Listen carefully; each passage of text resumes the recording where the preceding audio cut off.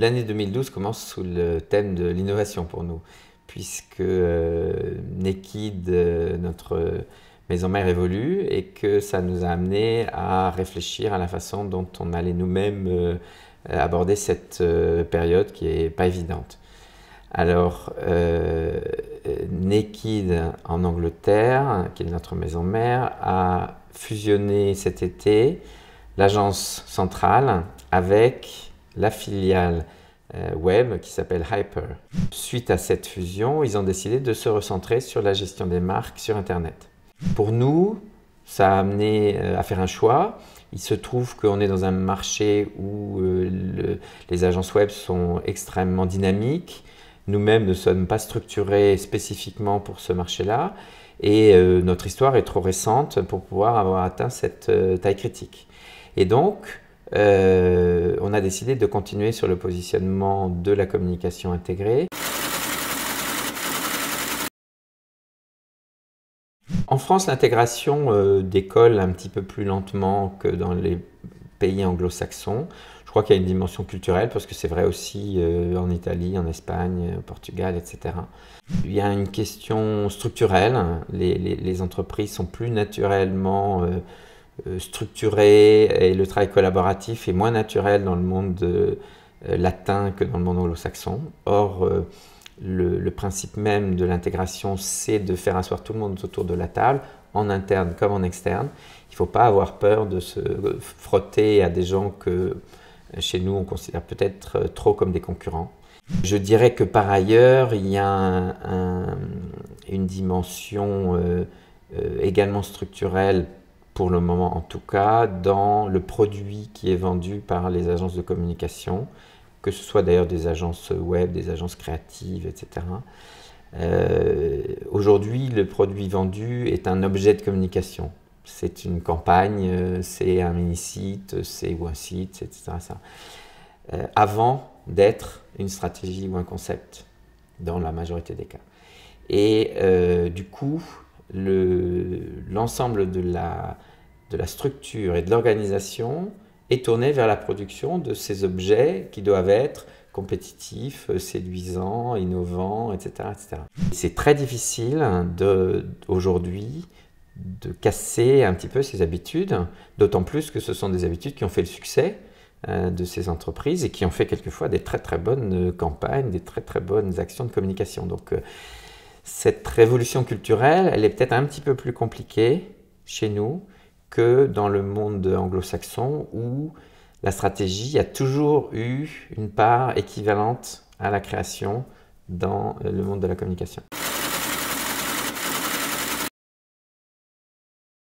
Pour faire la révolution, enfin nous c'est ce qu'on essaye d'indiquer avec à la fois le nom de Nekid et puis la nouvelle société que nous lançons d'ailleurs aujourd'hui, le 16 janvier, qui est Red Guy. Et donc ça demande quand même beaucoup de travail sur soi pour, encore une fois, enlever, éliminer toute cette couche de routine. De routine qui est, encore une fois, qui n'a pas forcément produit que des choses inertes et sans intérêt, mais qui aujourd'hui est un frein à l'avancée de nos entreprises.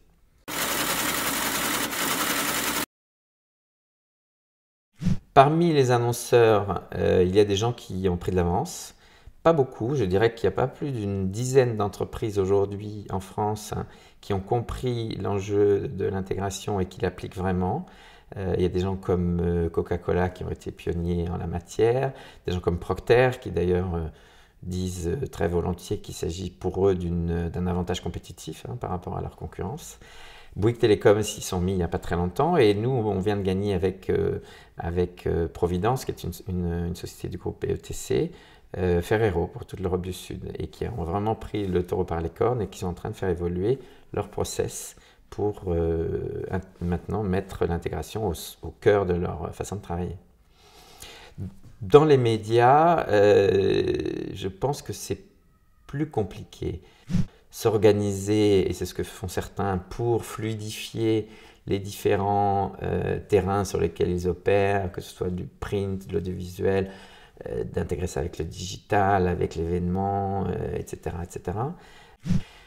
En tant qu'entreprise, marque, média, elles n'ont pas toujours été très à la pointe, elles ne se sont pas toujours vécues comme des marques. Donc, il faut dire que ce n'est pas non plus forcément dans leur culture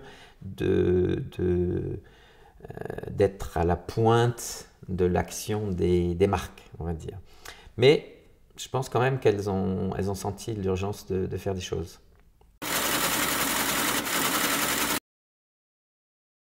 Elles sont maintenant concurrencées par des gens qui, au départ, sont des experts d'un territoire particulier et qui, petit à petit, étendent leur propre territoire et viennent grignoter celui sur lequel les agences sont positionnées. Donc, leur rôle devrait être de pouvoir piloter ce travail, et c'est ce qu'elles essayent de faire en assimilant la communication intégrée et le 360 degrés, mais elles partent du produit créatif, et forcément elles se heurtent aux limites du produit créatif, qui est que ce produit créatif ne s'applique pas à tous les canaux, et même est quelquefois contre-productif dans un certain nombre de canaux. Aujourd'hui, elles sont encore trop associées à justement ces organisateurs de campagnes créatives qui ont du succès, etc., mais pas dans cette forme de neutralité qui va permettre de tout intégrer, depuis le magasin jusqu'au packaging, etc. Alors il y a des exemples intéressants qui ont été faits. La campagne Monoprix qui a gagné énormément de prix, à juste titre, puisqu'elle a vraiment été conçue de cette manière, sur une base créative, mais quand même à travers une adaptation très, très intelligente aux différents canaux. Mais c'est quand même une exception. Il y a encore beaucoup de cas où il y a une très belle campagne d'un côté, des déclinaisons plus ou moins pertinentes dans des canaux on va dire adjoints, et puis tout un tas de choses qui se font en dehors et qui n'ont rien à voir.